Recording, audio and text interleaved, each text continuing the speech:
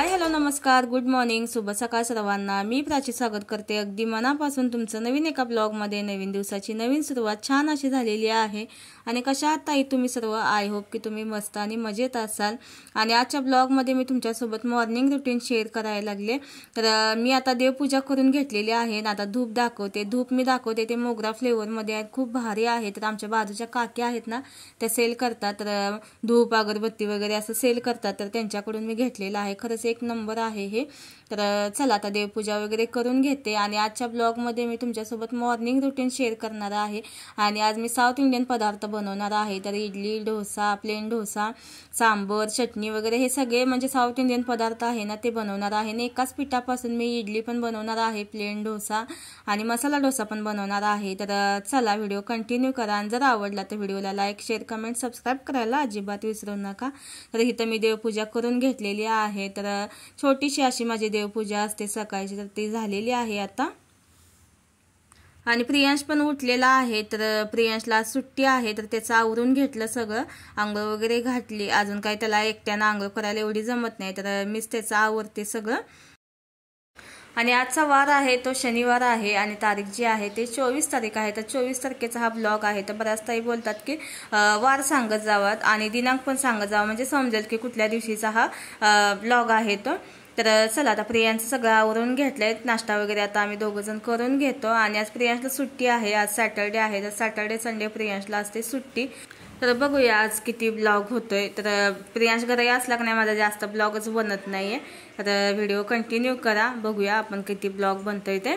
आणि आता प्रियांचं सगळं आवरून घेतलं आणि नाश्ता करून घेते। नाश्त्यामध्ये मी बनवलेलं होतं, नाश्ता म्हणजे सकाळचं चपाती भाजीचा ह्यांना टिफिनला जे मी देते ना तेच आम्ही दोघं जण नाश्ता करत असतो। तर चवळीची भाजी बनवलेली होती, चपाती। तर मी चपाती भाजी खाईन आणि प्रियांची चपाती खायला लागलाय। तर खोकला अजून त्याचा आज एवढा कमी नाही झालेला आहे, फक्त थोडासा म्हणजे असं म्हणजे कमी वाटायला लागले मला, पण एवढा पण नाही झाला कमी। तर चला आता नाश्ता वगैरे करून घेते आणि नंतर मग आपण बोलूया।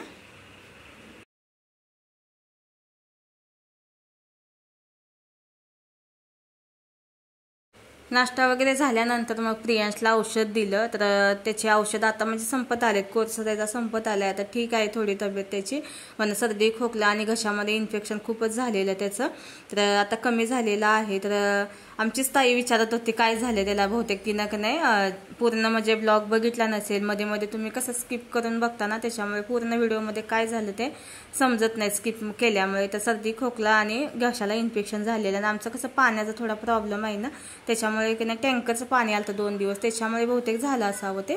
आणि आता प्रियांशला मी ट्युशनमध्ये सोडायला आले, मॉर्निंगला ट्युशन होता त्याचा आज। आणि आता मी बनवायला लागले पास्ता। तर खूप दिवस झाले प्रियांश म्हणाले मला पास्ता दे म्हणून। तर चला आज म्हटलं ते ट्युशनवरून यायच्या आधी त्याला पास्ता बनवून ठेवूया। तर टाइम झाले त्याचं यायचं। तर मी आता पास्ताना गरम पाण्यामध्ये टाकलेला आहे, गरम पाण्यामध्ये मीठ आणि थोडंसं तेल टाकलेलं आहे। तेल टाकल्यामुळे काय होतं ते पास्ता एकमेकांना चिपकत नाही, त्याच्यामुळे ना तेल आणि मीठ टाकायचं आणि त्याच्यामध्ये त्यात आपल्याला शिजवून घ्यायचं आहे। आणि हा घेतलेला आहे मी पास्ता मसाला। तर ह्या मसाल्यामध्ये आपल्याला टाकायचं आहे पाणी, आणि हा मसाला टाकल्यानंतर मीठ वगैरे असलं काही टाकायचं नाही, फक्त हा मसाला टाकून आपल्याला फक्त 1-2-3 मिनिटं शिजवून घ्यायचं आहे। तर तुम्हाला समजेलच पुढे जाऊन मी काय काय टाकणार आहे त्याच्यामध्ये, आणि एकदम सिंपल बनवणार आहे। तर पास्ता मसाला आहे तो पाण्यामध्ये थोडा भिजायला टाकलाय आणि 2 टोमॅटो घेतलेला आहे आणि ह्या टोमॅटोची प्युरी बनवायची आहे। तर मी असं सॉसेसमध्येच असं म्हणजे बनवणार आहे पास्ता, सिंपल असा, पण खूप छान भारी लागतो आणि लगेच पटकन होतो आणि पास्ता पण शिजलेला आहे। तर ह्या पास्त्यामधलं आता पाणी जे आहे ना ते सगळं आता मी काढून घेतलं आणि ह्याच पातेल्यामध्ये पास्ता बनवणार आहे। तर बघू शकता मी असं ह्या जाळीमध्ये टाकलेलं आणि सगळं पाणी त्याच्यातलं नितरून घेतलंय। आणि आता टाकलेलं आहे मी थोडंसं तेल, आणि फोडणीला ना असं बारीक चिरून कांदा किंवा अशा भाज्या असतात ना आपल्या गाजर वगैरे बीट वगैरे ते पण टाका, खूप छान लागतं। पण प्रियांशना ते सगळं काढून टाकलं, त्याच्यामुळे फक्त सॉस टाकूनच मी बनवणार आहे। आणि तेलामध्ये मग मी आता टोमॅटोची प्युरी टाकली, आणि ही प्युरी जी आहे ना आंबट असते, त्याच्यामुळे की नाही तेलामध्ये चांगलं फ्राय करून घ्यायचं। आणि टोमॅटो बघा एक थोडासा टोमॅटोचा तुकडा पण राहिलाय, कारण का मिक्सरचं आता भांड खराब झालंय। एक चांगलं केलंय की एक खराब व्हायलंय, मध्ये मिक्सर खराब झाला, आता मिक्सरचं भांड खराब झालंय, आणि आता कुकर पण खराब झालेला। कुकर रिपेअर करून आणला, दुसरा एक नवीन आणला आणि तोपर्यंत आता मिक्सरचं भांडच खराब झालेलं आहे. तर असं काय ना काय म्हणजे प्रॉब्लेम चालूच आहे ते. तर टमॅटोची प्युरी आहे ना, त्याचा खट्टास जे असते ना ती पूर्ण अशी आपल्याला घालवायची आहे. तर त्यासाठी मी थोडासा याच्यामध्ये ना टमॅटो सॉस आणि मेयोनीज टाकलेला आहे आणि पास्ता मसाला टाकलेला आहे. तर हे सॉस आहे ना सगळा व्यवस्थित आपल्याला 2-3 मिनिटं असा शिजवून घ्यायचा आहे. तर बघू शकता तुम्ही सॉस कसा तयार झालेला आहे. आता ह्याच्यामध्ये टाकायचा आहे पास्ता आणि पास्ता ह्या सॉसमध्ये ना 1 मिनिटभर आपल्याला फक्त परतून घ्यायचा आहे आणि एकदम सिंपल आणि झटकेपट आपला पास्ता झालेला आहे. आणि याच्यामध्ये ना भाज्या व्हेजिटेबल्स वगैरे सगळ्या भाज्या असतात ना त्या कट करून टाकल्यानंतर ते पण खूप भारी लागतं. आणि ह्याच्यावरती ना आता चीज वगैरे टाकायचं आणि खायचं. तर बघू शकताय फक्त सॉसमध्ये मी आज पास्ता बनवलेला आहे. तर पास्ता तयार झालाय. नंतर मग प्रियांश आलाय. आता प्रियांशला नाश्ता वगैरे दिलेला आहे. तर तो खायला तो आणि त्याचा मित्र आहे. तर तो हा प्रियांश आला की लगेच जाऊन त्याला घेऊनच येतो खेळायला. तर दोघांना पण दिलाय, ते खात बसलेत. आणि आता पीठ भरून ठेवलं डब्यामध्ये, डबा वगैरे घासून ठेवलेला सकाळीच. आणि आता वाजलेले आहे 6. तर प्रियांचे पप्पा पण आलेत. आता ह्यांना पण चहा नाश्ता वगैरे दिला आणि हे दोघेजण टेबल लिहायला लागले. तर एकमेकाच्या नादानं आपलं करतायत अभ्यास. तर हा प्रियांचा मित्र आहे, तर आद्विक नाव आहे. तर हा जास्त करून इथंच असतो, आमच्या इकडेच असतो. तर दोघांचा चाललेला होता इथे अभ्यास आणि स्वयंपाक वगैरे नंतर मग करून घेतला. आणि उद्याची तयारी चाललेली आहे ही. उद्या आहे संडे. तर संडेला म्हटलं साऊथ इंडियन थालीचा म्हणजे बेत बनवूया. तर त्याच्यामुळे की नाही मी आता तांदूळ आणि डाळ भिजायला टाकते. तर उद्या मी इडली पण बनवणार आहे. इडली, सांबर, डोसा असं बनवायचं प्लॅनिंग चाललेलं आहे. तर मी त्यासाठी ना 3 वाटी तांदूळ घेतलेला आहे. घरचा कोलम आहे तांदूळ. आणि 1 वाटी उडदाची डाळ घेतली. आणि आता हे दोन्ही स्वच्छ धुवून घेतलं आणि ह्याच्यामध्ये पाणी टाकून ना आता आपल्याला हे रात्रभर भिजायला ठेवायचं आहे. आणि नंतर मग आपण सकाळ उठून बघूया. आणि आजचा दुसरा दिवस, आज आहे संडे. तर रात्री मी डाळ तांदूळ भिजायला घातलेलं होतं. तर तिथंपर्यंत तुम्ही व्हिडिओ बघितलाच. तर आजचा व्हिडिओ आपण पुढचा आता बघूया.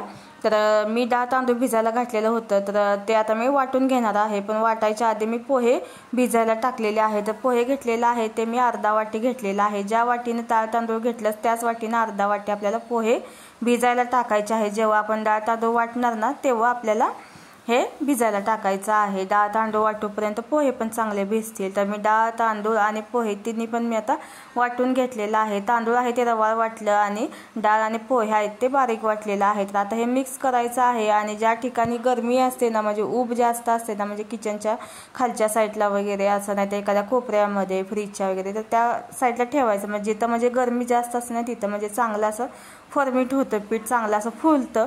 तर त्याच्यामुळे ना तिथं ठेवायचं आहे. आणि आता वाजलेले आहे संध्याकाळचे 6. तर मी आता सांबर बनवून घेणार आहे. तर आजचा संडेचा बेत होता साऊथ इंडियन आपल्याला डिश बनवायच्या होत्या. तर दर संडेला आपण वेगळं वेगळं बनवत असतो काय ना काय, म्हणून आज मी म्हटलं साऊथ इंडियनच आपण सगळे पदार्थ बनवायचे संडेला. तर मी तर सगळ्या भाज्या घेतलेल्या आहेत. आणि भाज्या तुम्हाला जे अवेलेबल आहेत ना तुमच्याकडे त्या सगळ्या घ्या.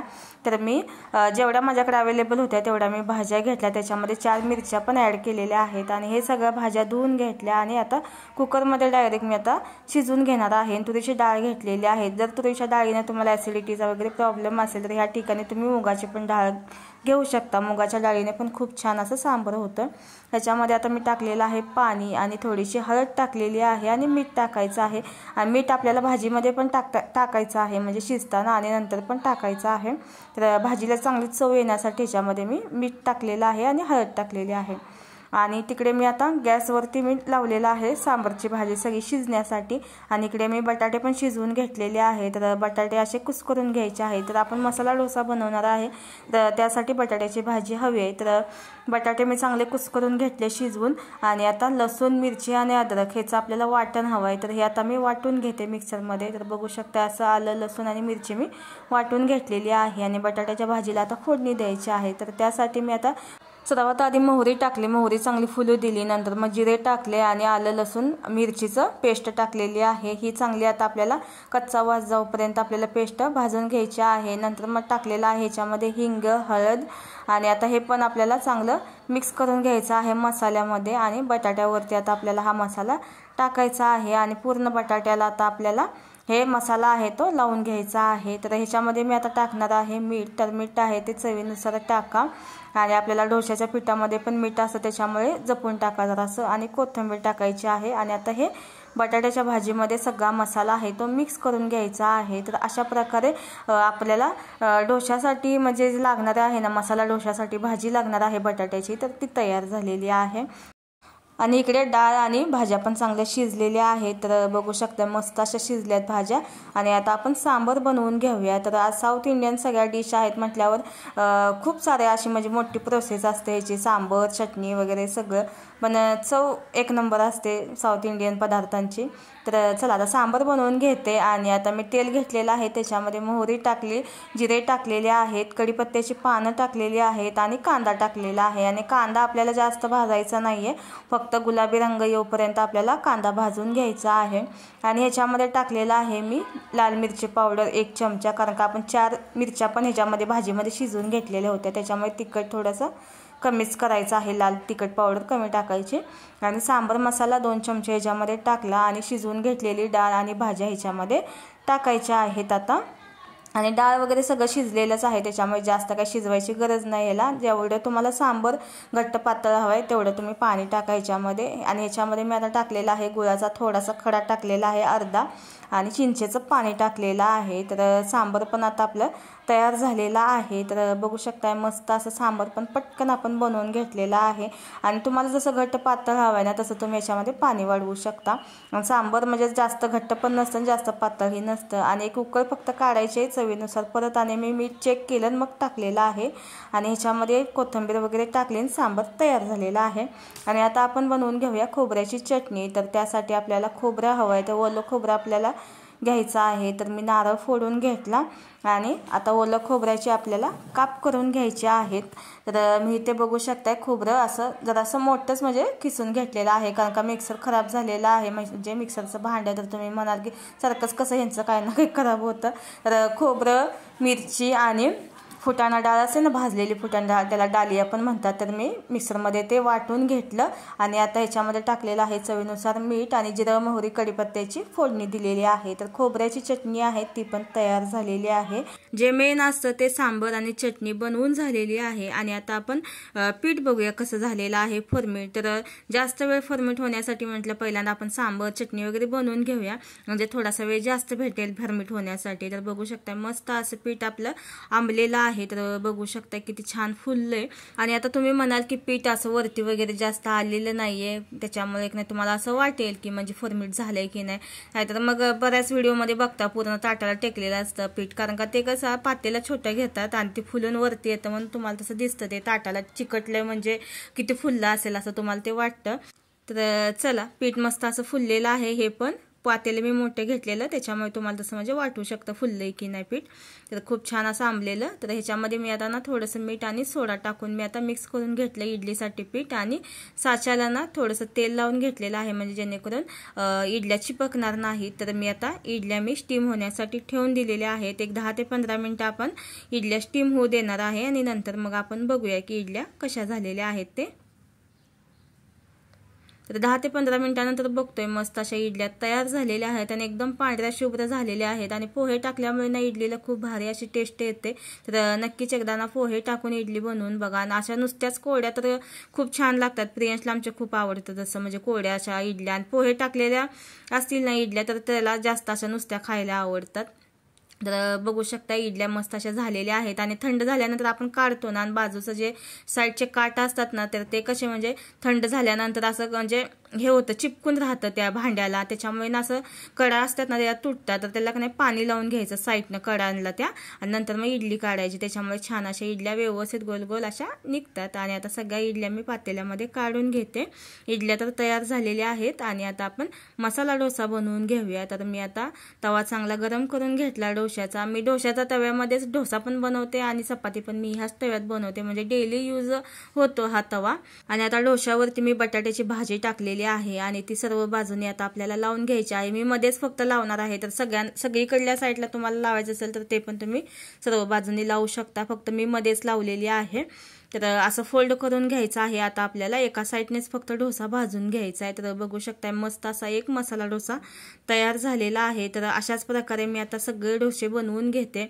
आणि बऱ्याच ताई काय करतात, व्हिडिओ बघतायत आणि व्हिडिओला एक लाईक पण करत नाही. तर प्लीज ताई एक लाईक करत जावं, म्हणजे मला पण असं मोटिवेशन वाटतं की खरंच आपल्या व्हिडिओ ताईंना आवडतोय का नाही आवडतोय. मला ना असं म्हणजे खूप कन्फ्युजन व्हायला लागले, खरंच तुम्हाला व्हिडिओ आवडतायत का नाही आवडतायत असं पण म्हणजे कधी कधी माझ्या मनामध्ये यायला लागले. तरी पण मी असं कंटिन्यू व्हिडिओ चालूच ठेवलेले आहे. तर एक लाईक आणि एक छानशी कमेंट केलात ना, म्हणजे मला पण समजेल की तुम्हाला व्हिडिओ आवडतायत म्हणून. तर चला मी आता प्लेन डोसे पण बनवून घेतलेत, मसाला डोसा पण बनवलेला आहे, इडली पण बनवलेला आहे. म्हणजे आज साऊथ इंडियन प्रकार आहेत ना ते सगळेच बनवून टाकलेले आहेत.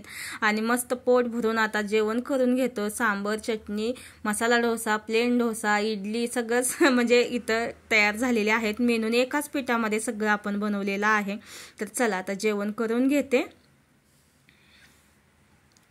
तर चला जेवण वगैरे आम्ही करून घेतलेलं आहे. खूप छान साऊथ इंडियन बेत होता आजचा आणि खरंच एकदम टेस्टी झालेलं सगळं जेवण. आणि ही उद्याची तयारी आहे, उद्याच्या टिफिनची. तर सोया चंक्स मी भिजायला घातलेला, ते 2-3 पाण्यामध्ये धुवून घेतलं आणि आता हे फ्रीजमध्ये ठेवते. आणि आजचा ब्लॉग आहे तो मी इथंच थांबवते. आय होप की तुम्हाला आवडला असेल तर लाईक, शेअर, कमेंट, सबस्क्राईब करायला अजिबात विसरू नका. भेटूया छान व्हिडिओ घेऊन लवकरच. तोपर्यंत तुमची काळजी घ्या.